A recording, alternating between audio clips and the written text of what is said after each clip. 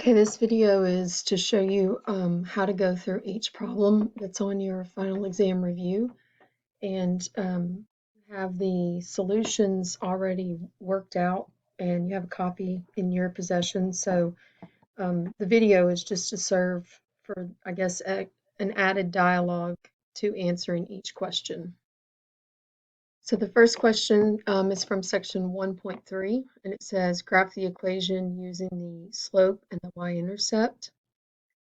If you recall, the slope in the y-intercept form is y equals mx plus b, which means it helps to have the equation in that format to be able to see the slope and the y-intercept. If you solve for y, then it will end up in this format. So I'm going to add 5x over to the right, and I'm actually going to put it in the front just to keep with the format of the slope-intercept form. Then I'm going to divide everything by 15. When you go to divide everything by 15, I think you may remember me saying this, you don't want to write all over 15 because then you can't actually see the slope or the y-intercept. You want to come underneath each individual term and put what you're dividing by, because then if you can clean it up, then obviously by all means clean it up. So this would clean up to be y equals 1/3 x plus 5/3. And so now we have to pick from these graphs which one is 1/3 x plus 5/3. We have a slope of 1/3, which means rise 1, run 3, and we have a y-intercept of 5/3, which I can't tell you where 5/3 is, so you go to your calculator and you divide it, and it's 1.7. So looking at this, I can eliminate A. There's no way that this is correct because 1.7 y-intercept should be about right here. B could be correct. C is not correct. And D is most likely not correct because that looks really high, but you would have to check the X and Y axis scale to make sure. So we know it's not A or C. And then now what you're going to do is look at between B and D, the slope. Remember, the slope is just rise 1, run 3. So you got to think to yourself, I'm only going up 1, but then I'm running to the right 3 spaces, which means the line is pretty slanted. So if you look right here, that goes in line with this, rise 1, run 3. Whereas here is the y-intercept, which is clearly not 1.7. And this is not, this looks like it's more of rise 3, run 1. So that's why the answer is B.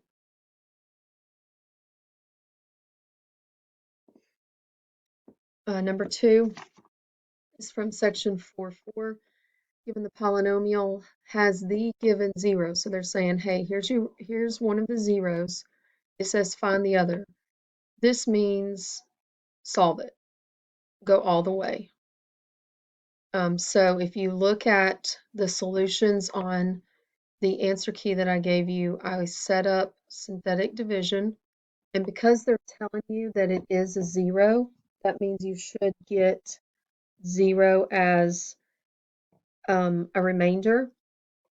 Remember to do synthetic division, check for gaps. There's no gaps. Also remember that the constant at the end right here could be a gap if it were missing. I think that happened in one of the homework problems from that section. All right, with synthetic division, remember the first number comes straight down, and then it's a matter of multiplying. Write it here, add, multiply, write it here, add, multiply, write it here, and add. Since they told you it's a zero, you better come to 0 here,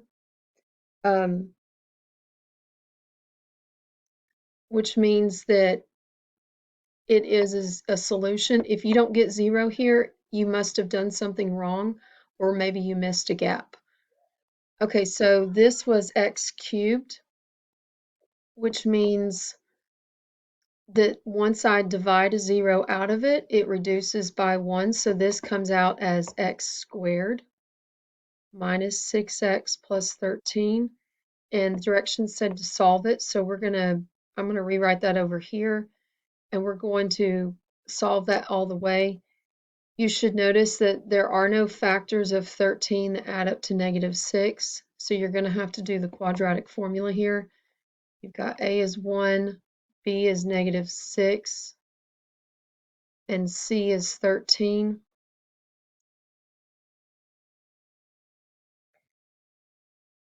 When we go through the quadratic formula, if you recall, I always do the b squared minus 4ac first. If you don't like to do the quadratic formula that way, then by all means go the other way, which is just to plug everything in at once. I personally have found more students have better success with quadratic formula when they do the discriminant, which is that b squared minus 4ac, the radicand part first. When you do b squared, if b is negative, please, please, please remember to put it in parentheses. Because when you go to type it in the calculator, you're going to get the wrong answer if you don't get parentheses, or if you don't put parentheses. So I found the discriminant to be, now we're going to finish the rest of the formula. It's negative b plus or minus square root b squared minus 4ac, which we've already found, all over 2a. And then now we're going to clean this up.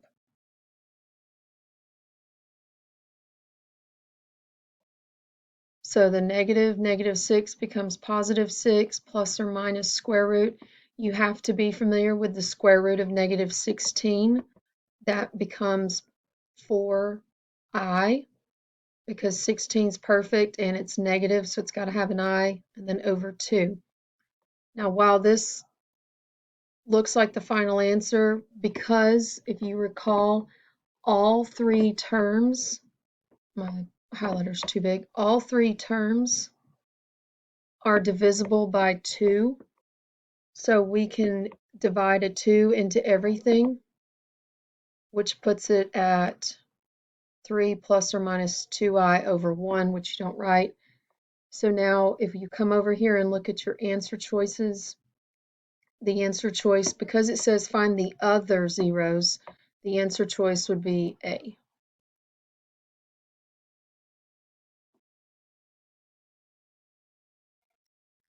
Number 3, find the slope of the line. That is as simple if you will start with your lower point, start here, as counting rise over run. The reason you want to start with the lower point is because the phrase rise over run would imply that you're rising first. So if we start with the lower, you will always go up first. So you're going to count 1, 2, 3, 4, count until you're level with the next point, and then you're going to go over right to the right 1. So we went up 4, and then we went right 1, which divides to be 4, which is why the answer is B. You do need to be careful. If this had had a negative slope, let me change colors. I'm going to put what if. So, oh, that was bad. So if the line has a negative slope, when you rise, you would run left next. So when you do run, make sure you're paying attention to what direction you're running, because if you run to the right, think of positive numbers are to the right. But if you're running left, think negative numbers are to the left, and so you would have to write negative. Another way to remember if it's a negative slope is if you can turn the line into a capital N, it has a negative slope. Okay, number 4 is from section 4.5. Find the vertical asymptotes. The vertical asymptote is directly tied to the denominator equaling 0. Remember, a whole is not I'm going to just put VA. I'm writing on my little writing tablet, so it's kind of hard to write. If it's a hole in the graph, like the example from our last chapter exam review, I think it was number 14 on the review. If it's a hole in the graph, you do not list it as part of the vertical asymptote. So looking at this, the top is x minus 2. That's a binomial. The bottom is x squared plus x, or x squared plus 5x. So I can see that there's nothing going to cancel here. So there's no hole. So I don't have to worry about it for this particular problem. Set the denominator equal to 0 and solve. When you go to solve this, it is a quadratic, but there's only 2 terms, which means check if there's a GCF. Because if there is, just factor it out. And now each factor has to equal 0, and that's where we can get our solutions. So x equals 0 and x equals -5. Now you do have to remember that it's asking for the vertical asymptotes. So you're saying that there is a vertical asymptote at the equation of the line x equals 0 and the equation of the line x equals -5.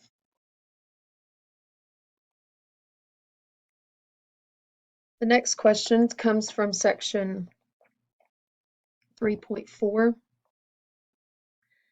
Select the correct choice below, and if necessary, fill the answer box. Okay, so first of all, you've got this big old equation. It's a lot of fractions, and then you have these answers here. There is no solution would mean that you've come down to where the variables have disappeared and the left side does not equal the right side. That's when you would make the selection, there's no solution. Looking at these two right here, this says the solution set is, and then this says the solutions the solution or solutions is or are. Okay, so the difference between these two, a set means I'm fixing to give you a list of very specific numbers that would not be allowed. So like this is saying y is a real number, which means y can be any number you want. You just can't plug in something and then you would list it. There's a list involved. This is saying, hey, here's what I got.